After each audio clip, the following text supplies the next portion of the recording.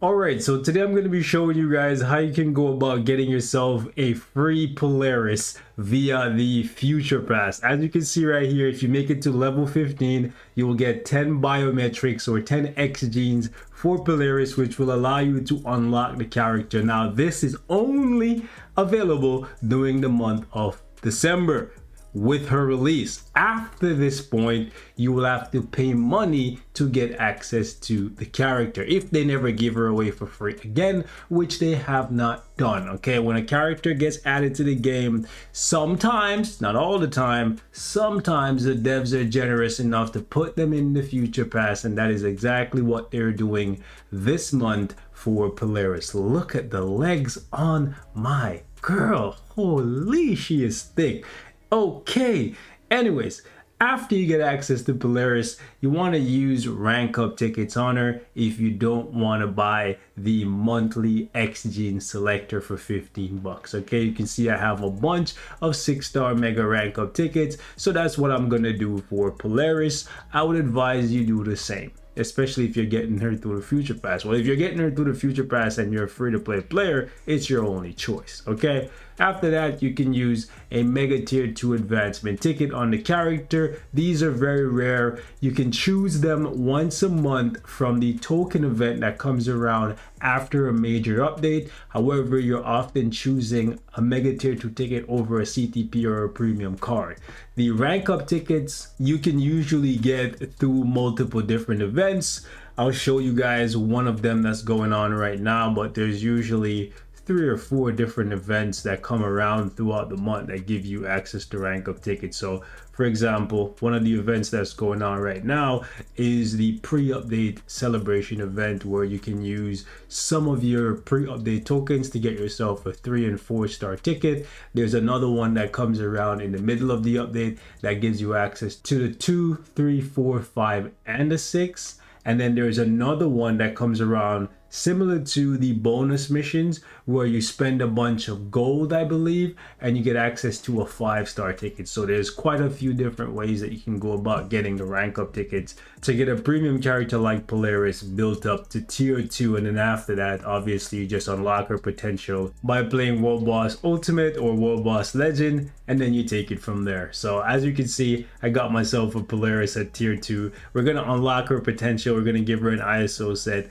and next time you see her, she'll be a tier 3, because there's not really much in the way of content in the game right now for tier 2 characters. I guess I could use her in World Boss Ultimate. If you guys are curious, maybe I'll include a little bit of footage, but I like these characters to be a tier 3, and I like being able to bring them into World Boss Legend. Alright, so I went ahead and I tier 3'd Polaris because ain't nobody really care about tier 2 gameplay, and I'm not trying to sit in the preview menu for a character showcase. Alright, so as you can see, we have a tier 3 Polaris. Her attack stats, I would have liked to see 15k for the energy attack. HP is, I guess, what you would expect from a blast character. But with that being said, let's take her into some content and see how she performs. Okay, so first up, we're gonna test Polaris against Null on stage 34 and see how she performs. The rotation is gonna be 4 delay cancel, 3 insta cancel, and then proc on the 5. And we're gonna sprinkle a 2 and a 1 in. You don't have to really use the 1, the 2 is fine. But the reason why you're doing that is so that the second rotation, you can have the tier 3 ready. I wanted more damage than that, to be honest with you. Yeah, her damage does not look spectacular. Okay, let's see if we can get off the tier 3 here. Hello. So 4 delay, get the spikes out the ground, then use the 3 for the accumulation, and then you proc on the 6. This is not spectacular damage by any means. It's unfortunate, considering she has a support passive. And we're using 2 additional supports. We have Cyclops for 40% energy, and then, hold on, we have Riri Williams. She's giving us extra damage to boss types plus ignore dodge.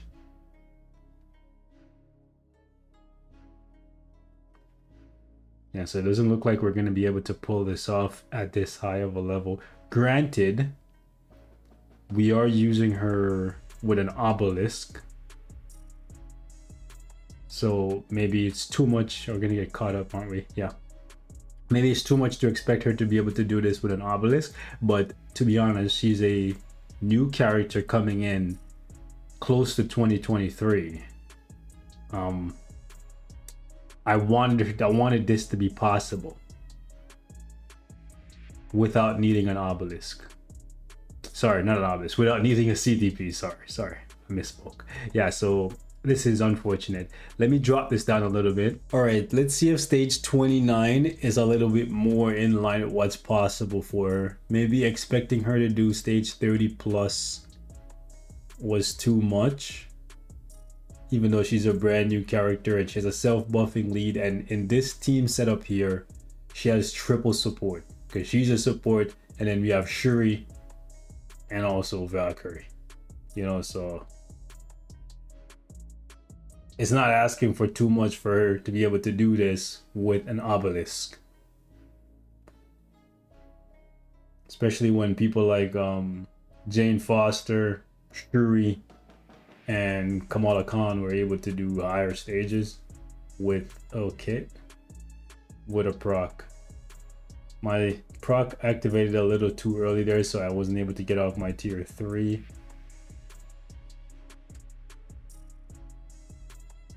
Okay, I'm looking at the damage and I'm not gonna lie, for this to be good, she needed to get him off the throne already. It's unfortunate, but I'm gonna say her damage is mediocre, and I think they're relying on her being a mutant support to keep her value. I think that's what is ultimately going to come down to, right? Because they've seen like damage comes and goes, right? Like for example, someone like Gambit, when Gambit came in, hottest thing since sliced bread, I don't know, but like amazing, right? Then they drop a uniform for him years later, amazing, but where is he now? But then if you look at somebody like Dazzler's been meta, and okay, come on, I don't know what's going on with the proc, but it just keeps coming early. First hit from the 4 just keeps triggering it. But Dazzler comes in the meta, game changes a little bit, and then she comes back, and they didn't really have to give her a new uniform or do anything. It's just new game modes, new content, new focus shift for people. And come on. Wow. The entire the entire tier 3 missed because the boss was slightly out of the range. Oh, wowzers, bruh. Come on, you gotta be joking. No.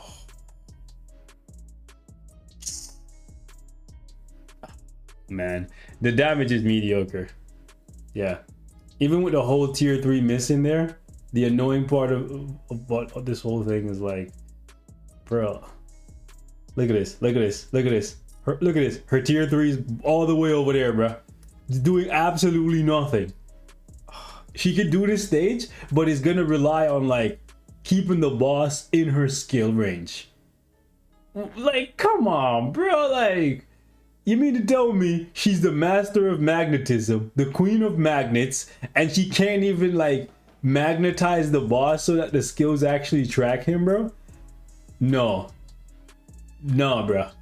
Listen, I could redo this and I could probably beat it, but you guys need to see that this is also one of those struggles you're gonna have, the proc activated early.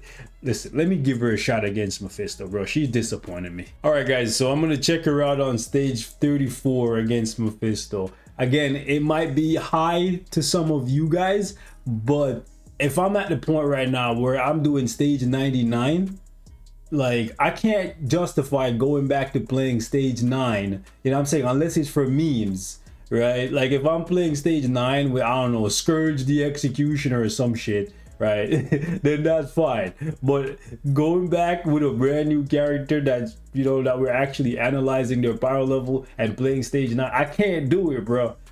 Like, I can't do it. So I need to see something impressive from her damage wise, and I'm just not seeing it because there's just not much there damage wise. It looks like they're just trying to sell the support factor. And listen, I'm happy they gave her away for free through the future pass, you know.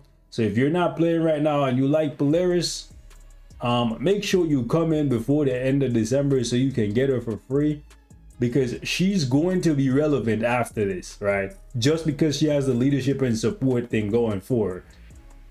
Trust me. And if you're free to play, she's literally going to be the only mutant support you have, because most of y'all don't have Dazzler, because Dazzler was never given away for free. So yeah, you want to get her, but like, oh my god, her damage is bad, bro. Yeah, she can't do this. Like, took me 90 seconds, bro. Like, looking at some of the amazing characters that they've released just this year alone, looking at this is mediocre as hell, bro. Like, I'm happy she not just dropping dead and dying on me, but like, nah, man, I'm gonna have to stop it here.